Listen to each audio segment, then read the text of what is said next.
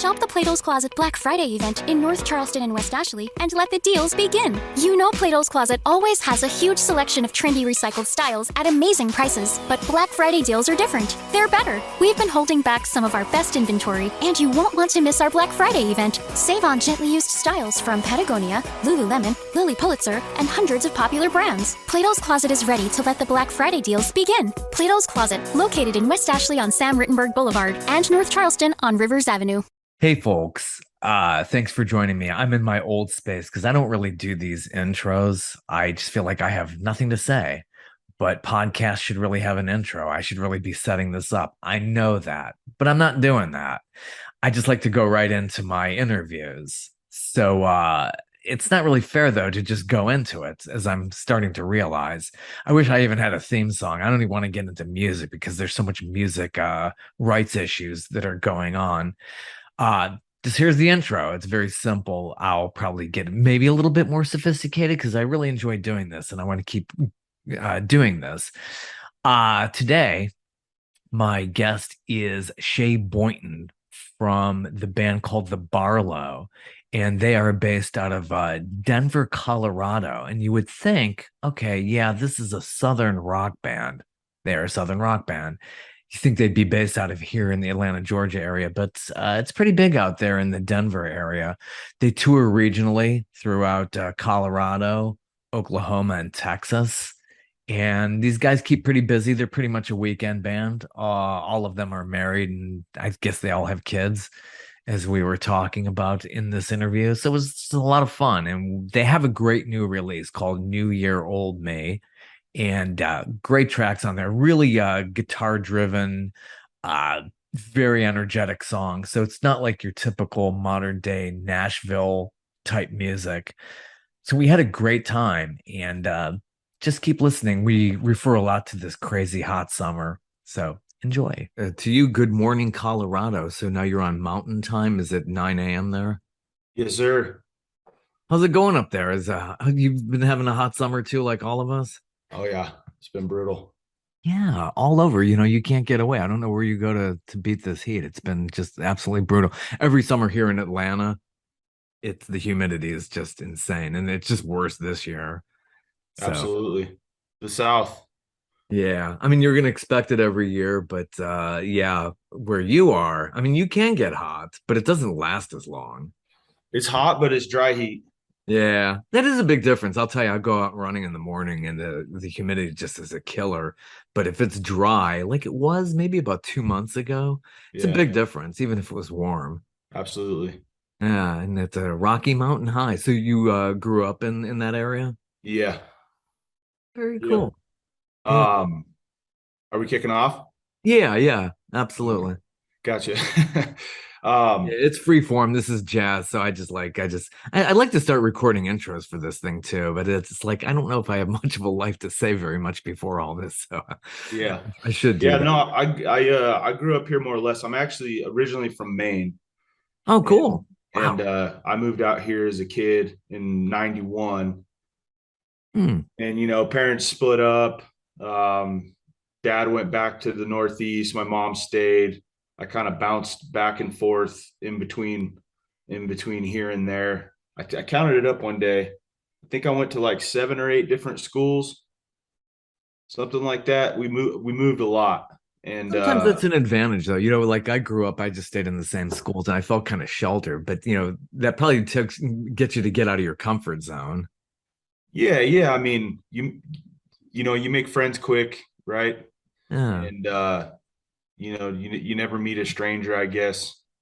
But yeah, I mean, I think it helped form, how I approach people, and it's very formative. But yeah, so we kind of bounced back and forth, and then through high school, and then after high school, I went back to Maine for a couple years, just to surf and work. My father's a carpenter, and I worked under him, just banging nails, making sawdust, framing houses, all kinds of different stuff. And eventually came back here. I got married to my high school sweetheart, and we had 2 kids. And yeah, it's good, it all is good. That's what matters. You find peace after a lot of that upheaval, I'm sure, after so many years. So you probably just really want to stay in one place. I would imagine you just want to be grounded. Yeah, it's weird. I feel like I've that gypsy bug bit me at some point, and I love traveling. I love touring. Um, it's bittersweet, right? I have kids, I have a wife. We all do. And so it's Yeah. like, the guilt cloud kind of hangs over you when you go out on the road and things like that. But no, I like it. It's all a good balance.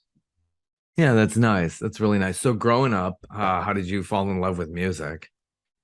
Music, so as far, yeah, I mean, my whole family really plays, at least on my dad's side.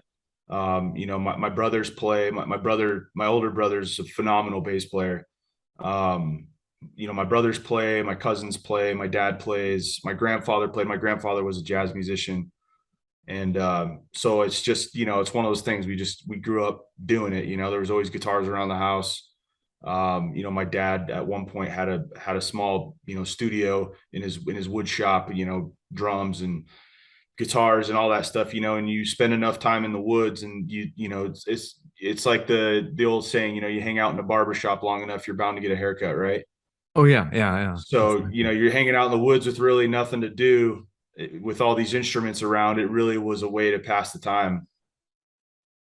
That's so cool. So what kind of music were you playing and instruments that you got involved with? Did you just teach yourself, get any lessons? I started with drums. I started with drums when I was real young. I was probably 6 or 7.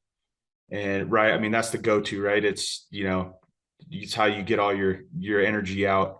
Um, but yeah, I started with drums and I picked up the guitar probably when I was 12 or so. And that's my first love. I love playing drums, but I think in my heart of hearts, I'm a guitar player and a songwriter. Um, but yeah, so started with drums, playing guitar, and then that's really all I play. I dabble in banjo. I don't claim to be a banjo player, but I can fake my way through it. How different is banjo from guitar? My sister took up banjo at a young age. How different is that from versus the guitar? I mean, tuning wise, it's not super different. There's definitely different chord structures on it. I'd say probably the most difficult part about playing banjo is your right hand, or if you're a right-handed player, is the right hand is, different rolls and different picking is definitely the most difficult part. I mean, if you can make chords on a guitar, you can make chords on a banjo. It's just that fast picking, obviously depending on what you're doing. But if you're talking bluegrass, I mean, that's the bread and butter of a banjo right there to me. Yeah, I've seen those bluegrass guys. Yeah, they're just fast. It's just like, Fast. wow, it hurts the hands. That's gotta Yeah. be really tough. So Yeah. doing drums, I find that, it's really interesting. I watch like Don Henley. It's like I think it's amazing to just drum and sing at the same time. That's gotta be an incredible talent to pick up. I wonder how people do that. Yeah. I mean, like, and no, it doesn't discredit Don Henley or Phil Collins or any of those guys, but I mean, you kind of take a look at a lot of what they're doing drum wise. It's very simple when they're singing, right? Yeah. They're not doing any Neil Peart fills or solos while they're singing. It's very very simple, which is serves the song for what they do. But yeah, Yeah. It's a little bit more involved with what Neil Peart has done and right. something in John Bonham. Oh my gosh. It's Yes, just the man. incredible listening to some of these guys. Yeah. Yeah, that's really neat. So do you just get back on drum every now and then? You're basically now vocal guitar with what you're doing these days. I play more drums with my son than I do, Yeah, in the band. anything musically. It's cool to be able to talk drums with our drummer, when we're writing songs or we're kind of fleshing out parts. It's nice to be able to kind of talk that talk or be able to add input or, approach things like that. But yeah, I spend more time playing drums with my son than anything because he's taken to the drums and so yeah, I show them rudiments and we bang around. It's cool. Yeah, kids will do that. And it's great with music if you can pick that up very young. That comes Yeah, because you could learn things easier when you're younger. absolutely. He's a sponge. That's really cool. Yeah. I like speaking of Phil Collins, his son was on the last Genesis tour. Yep, Just wow, I saw some of that video and like, wow, did he pick it up? Phil Collins is lucky he got that protege to take the spot. absolutely. That's really cool. So growing up in Denver, I know in the Denver area, or were you somewhere else in Colorado? Yeah, we were kind of always in the Denver area.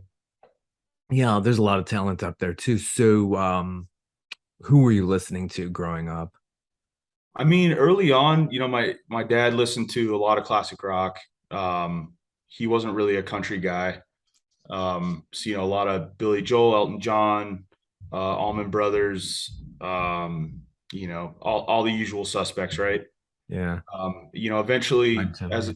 as I got into my teenage years, I started listening to a lot of like alt country, punk rock, some metal, stuff like that. And as I got older, I started diving into some of the more classic country stuff, some of the more contemporary country stuff. And when I always feel like you need to define contemporary country.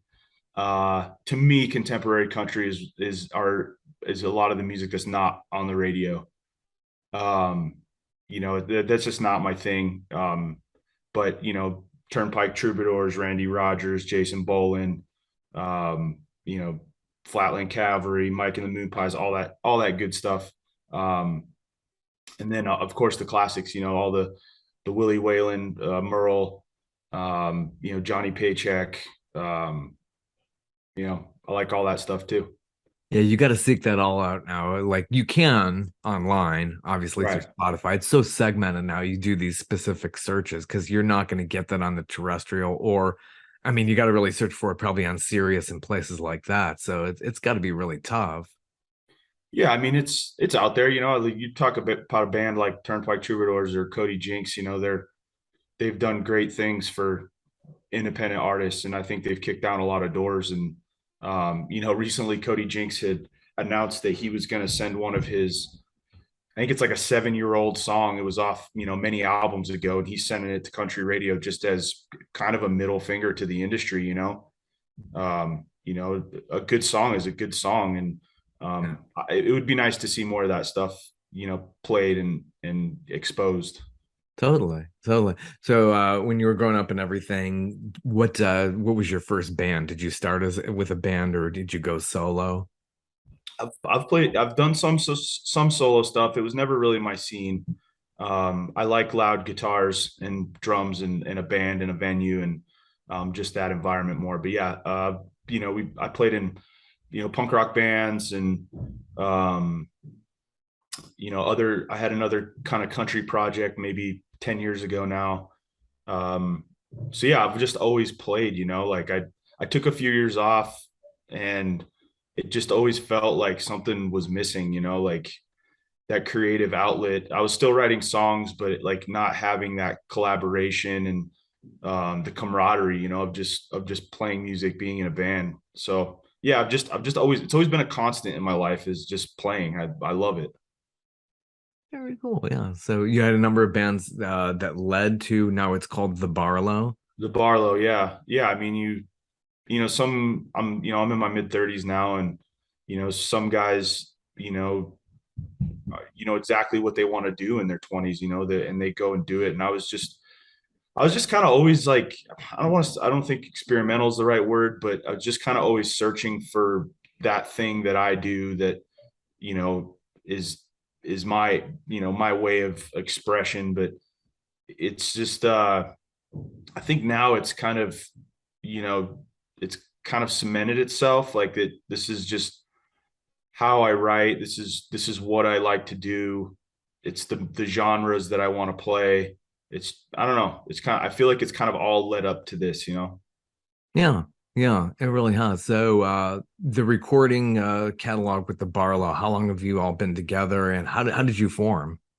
We started in 2017, and we really just started as we're all high school buddies. We've all kind of, hung out in the same circles for years. And it just started as like, let's just play some music and have fun, and go play some dive bars, play some breweries. And initially we just kind of dabbled with it, we just kind of fit it in when we could. And then, as things kind of progressed, we put out some records, and, we just started doing it more. It was just kind of a natural progression, really. It wasn't by design. But yeah, it's good. What venues have you played in the Denver area? You basically stayed in that area, or did you go throughout the whole state or go beyond there? We tour kind of regionally. So, we've done Texas, New Mexico, Wyoming, Kansas, Nebraska, all the above. But yeah, we've played a lot of the venues in Colorado for sure. We got to run this after this here interview. I'm hitting the road. We got shows this weekend in the mountains. Um, but yeah, that's kind of our shtick. We just kind of do weekend runs, and You all have day jobs, you all married with kids and have day yeah, jobs. yeah. I mean, music's one of those things. It's nothing until it isn't, right? Yeah. Financially, it's just you got to feed yourself. You got to feed your family. So that's kind of our approach until it isn't, or maybe it won't. I don't know. Yeah. Yeah. I mean, it seems like you're all in this new release. If you want to promote this, your new album, New Year Old Me. Yeah. Uh really, really nice package here. It got some really good originals here. So and I know it's really tough to try to promote the originals because there's so many cover bands and Hmm. people pay to see the covers. So do you mix in covers when you're performing live at these venues? You got to. I mean, Yeah. you're playing 2, 3, 4 hour gigs sometimes, and if you just club the crowd over the head with originals for that long, it's tough. People want to hear songs they know. We've all been there. Yeah. So yeah, we try and mix in cover stuff that is, somewhat well known, but it's stuff that we like playing, that, just kind of goes over well. So yeah, we try and mix it up, but we play a lot of original stuff. Yeah. Great album here. You got a Thank you. banjo fueled song on here called All My Days. Who's Yeah. doing banjo on this? Talking I about did the banjo. banjo on that. Yeah, yeah. Yeah. Yeah, I mean, I always try and like sneak at least a song or two each album with some banjo. I just like doing it, it's a change up. So yeah, I did the banjo. A guy by the name Dan did the fiddle out of Nashville. And yeah, we always try and add those elements to the album. We don't roll around with a fiddle player. We got a pedal steel player that jumps in sometimes. But yeah, I mean, typically it's just the four of us. And I think live we probably lean into the rock and roll side, southern rock, side of things a little more than the record. But I think it's cool. We're still true to the album, but it's still different in its own way. Yeah. And this album has a beautiful cover. Who did that? New Guy Year. by the name of Stony Wayne. He's out of Denton, Texas.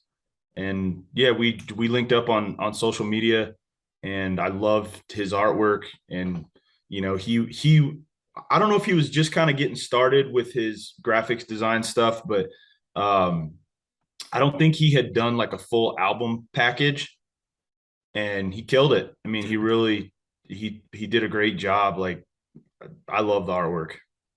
No, the images on this album cover, anybody who's got this New Year Old Me, it's got some interesting images on there. Did you request to have those, or you just said, here's the idea, and he just went off with that? So, when most people think of Colorado, they think of the mountains, right? So Yeah. we kind of, what people don't realize about Colorado is 50% of the state is mountains, maybe even less. And the rest is just eastern plains. It's just flat, dry, arid desert, right? Hmm. So that we kind of wanted the eastern Colorado theme to it. There's a lot of oil field activity, just agriculture. It's just kind of wide open space. I love that part of Colorado. Like, I love the mountains too, don't get me wrong. Yeah. But I just think the eastern, I feel like it's a place that time hasn't touched so much. That's And interesting. You don't even think about Eastern Colorado and how much, no, yeah, it's much more flat agricultural and they're drilling for oil over there. So what yeah. cities are in that section of the state? I mean, Denver technically sits in the plains, like it's not in the mountains. So, anything east of that, there's Northeast Colorado, there's Sterling's up there, Pueblo's down south. Yeah. But as far as well-known cities, there's not much out there. So it's, when you fly into Denver, the airport's, a half hour east of the city. So it's out in the middle of a field. Huh. If it's a cloudy day, you can't even see the mountains. So it's like, I can't imagine how many people fly here and just think, what the hell? I've had a layover there. I thought, oh, maybe I'm getting mixed up with Salt Lake City because I remember being in Salt Lake City and seeing a lot of mountainous area. Absolutely. Not so much Denver. I just had a very quick layover there once. A lot of people pass through Denver like they do here in Atlanta. So Yeah, big airport. yeah, that's very interesting. Wow, beautiful. But yeah, I hear so much about the beauty in Colorado. I never really got to spend a whole lot of time there. So it's just it's got to be really, really amazing. I'm sure, which is probably inspired probably some of your writing. I'm sure if you have some songs that refer to the mountainous regions. Yeah. I mean, it's in your backyard. You take it for granted. Judy was boring. Hello. Then Judy discovered ChumbaCasino.com. It's my little escape. Now Judy's the life of the party. Oh, baby, mama's bringing home the bacon. Whoa, take it easy, Judy. The Chumba life is for everybody. So go to ChumbaCasino.com and play over 100 casino-style games. Join today and play for free for your chance to redeem some serious prizes. ChumbaCasino.com. No purchase necessary. Void where prohibited by law. 18 plus terms and conditions apply. See website for details. With the Lucky Land Slots, you can get lucky just about anywhere. This is your captain speaking. We've got clear runway and the weather's fine, but we're just going to circle up here a while and get lucky. No, nothing like that. It's just these cash prizes add up quick. So I suggest you sit back, keep your tray table upright, and start getting lucky. Play for free at LuckyLandSlots.com. Are you feeling lucky? No purchase necessary. Void where prohibited by law. 18 plus terms and conditions apply. See website for details. We're there all the time, either playing shows or I was up there last weekend vacationing with my family, and sometimes you do kind of have to remind yourself, like it is beautiful, especially when you go other places, and it is beautiful. Yeah, and you don't think about people really liking country out there, but country's loved all over this nation. Sure. You don't think about Colorado being that. You think, oh yeah, it's the Joe Walsh song, Rocky Mountain High. They're all into that kind of thing, but country's popular everywhere. Yeah, no, I mean, Colorado's got a good country scene. We've played with a lot of national acts here, and they do well. The draws are always good, and we're not that far from Texas. It's 6-7 hours away, or at least Western Texas. But yeah, I mean, it does well. It thrives. Yeah, you got a little bit of a punk flavor in the title track. How did that come about in you forming the title track, which obviously is like the theme for the album? Yeah, I mean, that was just I wanted to make just kind of a quirky song. Just that whole songs just kind of kind of said this before, but like it's kind of aimed at the folks that never change for better or for worse. Yeah, how true. Like for me, it's funny, like as I get older, and I imagine you could probably relate to this, but like there's things that I liked and that I listened to when I was in my teens, in my 20s, that I still do, like not even just music, just stuff that I like to do. That's just like never changed. Like I just still enjoy doing it. Music being one of them, but other things. And it's, but there's like, I also have like, some of those friendships where, they haven't changed and it's kind of for the worse. They're jaded, they're bitter. So it's just that, I don't know, that song was just kind of supposed to be like, just, kind of quirky, like, just, if you're the things you enjoy, just haven't changed, and you're just you, and it's just your stripes. And so yeah, it's a cool song. Yeah. So when you're writing lyrics, I always ask this of a lot of artists, are the words coming first, or do you have that melody in your head? Both. I've started songs with riffs. I've started songs with choruses, with a chord pattern. I'll take it any way it comes. Yeah, yeah. So are you doing most of the writing and arranging, or do you have your other band members getting involved with that? I do most of the writing. I try to bring I try to bring a skeleton of a song to the guys because I always A, I want their input, but B, I think it's important for them to have their skin in the game. So I try not to bring these finished packages. This is what it is, you know. At that point, you're really a singer songwriter, right? Then they're your backing band. We're not a band anymore.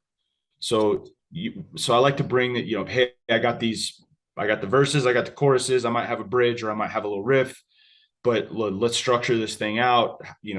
What's the feel, what's the timing, all that stuff. So like everybody can kind of at least have their stake in it. So this album, this was the genesis of this album was happening when you were on your second effort, Horseshoe Lounge, and during doing that tour. So you were basically, doing performing live, and you were also coming up with this album. So how did that come about through rehearsals? Yeah, so Horseshoe was made, during COVID. And so the songs were kind of done and we were still kind of picking through finishing it. We kind of took our time because there was nothing going on. And I started writing more material just cuz. And so shortly after Horseshoe, we were already playing new songs because we had new material and whatever. And so kind of throughout last year, I was, introducing new material, and we got towards the end of the year and we had booked some studio time. So we typically don't rehearse. We just go play. And so we actually set up rehearsal for a few weeks just to kind of flesh songs out and determine the timings and like everything we talked about. So just leading up to studio time. And then we went in December and cut the drums, cut the bass, and I engineered the rest of the guitars and some of the vocals from my house.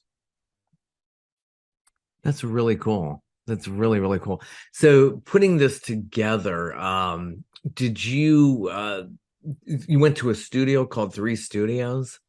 We did the drums and the bass at Evergroove, which is in Evergreen, Colorado.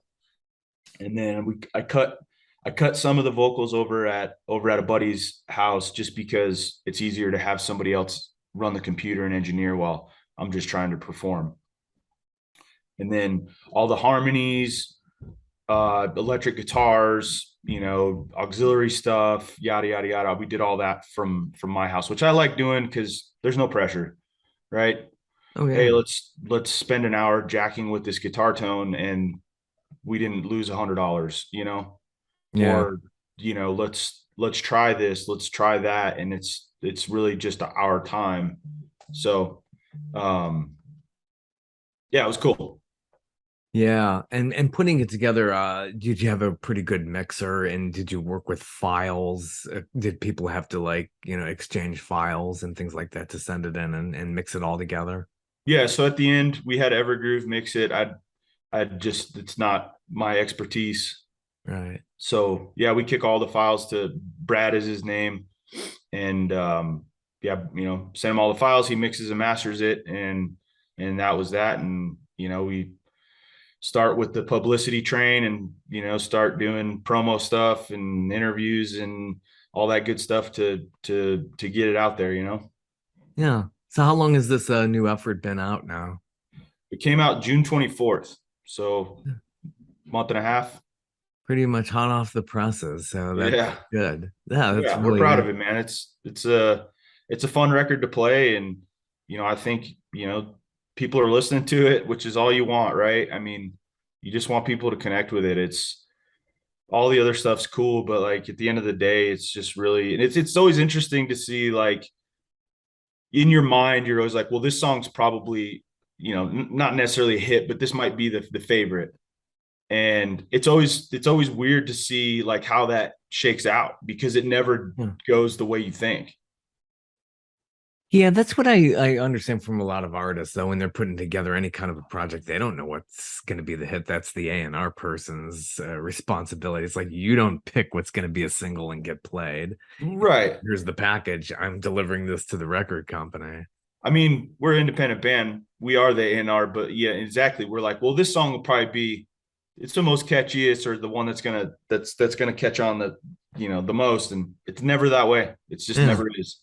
Even if you're doing that all yourself and you're Yeah. not working for Sony, you're working for yourself and you're trying to do that. And it's like it's hard to really guess. I mean, you think, oh yeah, this is gonna be a real catchy hit, and it's like something else that's more of the hit. Yeah, like I thought Josephine was gonna be the one. And All My Days has really been the one you referred to with the banjo. That's really been the one that's kind of, I'm gonna say taken off, but it's done the best, Yeah. number wise. And Josephine is real guitar fueled. That really Mhm. is a Yep. very strong track on there. So it's like you just don't know. Very true. You have some really interesting tracks on there. Shut It Down. What is the origin behind that? I really think that's an incredibly catchy one. Yeah, so we actually cut that one on our first record, and we've just been playing it live for so long that it kind of transformed, and we wanted kind of a second swing at it. So yeah, we cut it again. That was actually our drummer's brother was like, you guys should recut that song just the way you play it now. And it's more Southern rock. But I wrote that years ago, back in 18 maybe. Yeah. That's really interesting. And again, a lot of artists, the legacy artists do that too. I remember there's an Elton John track called Gray Seal, which ended up on Goodbye Yellow Brick Road, but he recorded that long before that. And they finally released that old version of it. But artists do that. They do. They find new life in something and maybe rearrange it. And then it becomes, something way different and way better, obviously. Man, I think you're talking Elton John, the Live in Australia album. Yeah. Where he went back and redid a bunch of his early tunes. That's one of my favorite Elton records. I mean, it's just amazing. Okay, round two. Name something that's not boring. A laundry? Ooh, a book club. Computer solitaire, huh? Ah, oh, sorry, we were looking for Chumba Casino. That's right. ChumbaCasino.com has over 100 casino-style games. Join today and play for free for your chance to redeem some serious prizes. ChumbaCasino.com. No purchase necessary. Void where prohibited by law. 18+ terms and conditions apply. See website for details. Yeah, and that's when he was having vocal issues, and maybe a year or two or three after that, he had gotten the surgery. But that orchestra that he did, that he worked with down there, is just incredible. I love the sound of that album. Yeah, it's fantastic. Candle in the Wind had been regurgitated. It's so funny because in its original form in the early 70s, it did well. And then that live version actually ran up the charts in the 80s. And then he did the Princess Diana version, which was just like, it's amazing how much life he got out of that tune. Absolutely. Yeah, it's the gift that keeps on giving. And it's probably, a goal of every artist is to get to that level. But that's like striking gold. It's just, I get so jealous of people like that who could just like keep living off their catalog and regurgitating things. Yep. It's really, really amazing. He's the man. He's one of my favorites. Yeah, I'm going to see him, and it might be for the last time. He's coming here in September next month. So I've seen him like 7 or 8 times. Yeah. I've seen him too. I saw him with Billy Joel, the face to face. Yeah, fantastic. I seen him just with a piano, no band. It was amazing. He's awesome. Yeah, I saw him at a private show he did because he had spent time here in Atlanta. So like a private type, not charity. It was like an event where he was talking about AIDS. And saw the Face to Face show in 1994. That was their first one, and they told me, people in that outfit, they practiced here at the old Georgia Dome for that tour. Yeah, it was a lot of fun to see that. Yeah, good artist, amazing, good artist. So yeah, a lot of good tracks on your new release. Really, really, really enjoy it. Another one that really gets me is called Obsessions. Mm-hmm. That's a really good deep cut. Was that how did that come about? That one, That one, I think I was kind of, jacking with the melody on that initially. And that one was just, a Southern rock tune, just a little bit of riffage in there. But yeah, I mean, that one's just kind of, without putting anybody on Front Street, somebody that I know, just kind of always struggled with drugs, and they're actually, they're from the South, but and just like that whole torment of, trying to get out of that. So, but it's weird because it kind of dovetails with like, like the lyric in the chorus of obsessions are never satisfied. And it's like, I think that can kind of be, it's kind of true, among a lot of things, right? Like, playing music, for instance, it's, for me, it's kind of an obsession, like just always chasing another song, playing more shows. And, but it's weird because it's never like satisfied. It's like, it's just this like eternal search. It's like good guitar tone, right? It's just never ending. Yeah. So like, I don't know. It's kind of a weird one, but yeah, it's fun to play. Yeah, so much. Gosh, you do so well here in Georgia. If you could expand beyond Colorado, because this is all Southern rock, it's very popular still here, as much as You got Blackberry. Yeah, exactly. Yeah, Fantastic band. hope you could expand beyond that region. Definitely.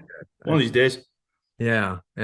It would be. We got a lot of good venues here in Atlanta. I just promote that a lot because there's just so much great talent here, and they do very, very well. But it costs money to travel, I'm sure. And oh man, it's brutal right now. yeah.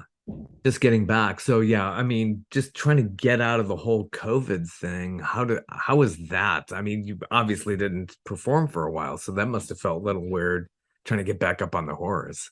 Yeah. I mean, it always takes a minute. You gotta stumble through a few. But as far as like crowds and venues, it sometimes depends on where you're at. But I'd say overall, it's been pretty good. Texas is always good. You play Texas on a Wednesday, and it feels like a Friday. That's happened many times. But as far as like Denver and surrounding states and stuff, like it's all been pretty good. Like we've people are out, people want to be out. I think seeing live music and being with other people again and seeing each other's faces, and just it's been good. Yeah, people really did this summer, really wanted to get out, and there was what they call revenge travel. They just like want to, we're human. We want to get out. We want to have the reactions. So yeah. Boy, yeah, it's been very, very rough. I hope we never return to that in anybody's lifetime, not just ours. But agreed. And somehow, some way, we've all been unscathed. Like playing all these bars and venues, none of us have gotten COVID. Good. I don't know how. A couple of guys in the band have got it, but it wasn't from being on the road. But I've yet to get it, so I don't know. Well, if you're more likely to get it now, I would think it would be the BA5, which is a very watered down version, because we're not at herd immunity. Right. But I think it would be like, oh yeah, I got a really, really bad flu, but really it could be the BA5. It's just it's getting watered down. Hopefully things just keep getting better and better and better, and absolutely deal with this. I mean, they were beating the drum about this. It's just been awful. So I mean, out of that did come some good music, people in their lockdown sessions, I'm sure. Yep, absolutely. Totally. So for your future, what do you plan on doing? Will this stay as just your weekend gig? Do you have dreams in 3, 4, 5 years of making this more full time? Yeah, at some point we'd like to make the leap. It's just timing, financials and timing. So, we've got to, it's the music industry, man. It's all a crapshoot. It's all roulette. So, just keep doing it is kind of our mentality. Like, let's just keep playing. Let's keep, pushing our music, and let's keep having fun. And as long as it's still fun, and why stop doing it? Yeah. So true. So where does the name the Barlow? This is the obvious question I should have asked at the top. The Barlow, where does that come from? That comes from, so I was living in, I work in the oil field, and I was living up in Northeast Colorado, a town called Fort Morgan. And I had a buddy staying with us from California. And like it's kind of a goofy story, but in California, you know, when they describe their directions, they're like, they're going to take the 10 to the 20 or whatever their highways are. Whereas here we say, you know, I-70, I-25. So I was just kind of, you know, razzling him one day. He was going to the store. I'm like, oh yeah, you're gonna take the 34 over to the Barlow. There's a Barlow road in that town. And at the time we were looking for a band name, and I was just like, it's a cool name, you know. I mean, a lot of people think that it came from the knife. There used to be a knife. I guess they're pretty sought after knives. But yeah, it's just where they're just stuck. And where can we find you on the net? It's the barlowband.com. Yes, sir. Barlowband.com. It's the same for same handle for Instagram, Facebook. You know, we're on all the Spotify's and iMusics of the world, Pandora, all that good stuff. You know, YouTube, you know, check out the album there. It's, you know, it's a Google away. And you could buy the album on that website, thebarlowband.com. And this is really cool. You got a store, you got a merch tab on there called store. A lot of good stuff on there, the CD and good merch, hats, vinyl, hats, shirts, all that good stuff. We did CDs this time. We didn't do CDs on the last record, and a lot of people asked for them, and they've been selling. I didn't think we'd sell them. You know, I didn't think it was a thing anymore, but people like them. They want them. So that's good to hear. To have that physical copy is really nice. Actually, I do have a lot of, you know, these MP3 files. So afraid I'd lose all this stuff, but it's great to have that physical stuff. And yeah, how many vinyl pressings do you have of this? Vinyl. We ran 100. You know, we ran a pre-sale and we sold a bunch of them. I imagine at some point we'll have to order more. But I mean, people love vinyl. Like it's like we did a run of 100 on our last album, and they were gone. Like we really did it for selfish purposes. None of the projects we had ever done, we'd pressed the vinyl. So we're like, we had a little extra money. We're like, let's press a vinyl just to have it. And we thought we'd sell like 15 of those things, and they're gone. Cool. So wow. People like them, you know, especially at shows, you know, people buy them and we sign them, and, you know, it's cool. Yeah. Like you said, it's a package. It's tangible. It's cool, you know? Nice. Well, get this new CD or LP, and great songs on there. Mile Marker Blues, another one that really stood out for me. Great tracks on her. Thank you. Absolutely. Well, it's been very fun speaking with you this morning, and best wishes on everything. Yeah. Thanks, Bob. Thanks for having me. Take care. Take care. Have a good one. Bye-bye. Bye.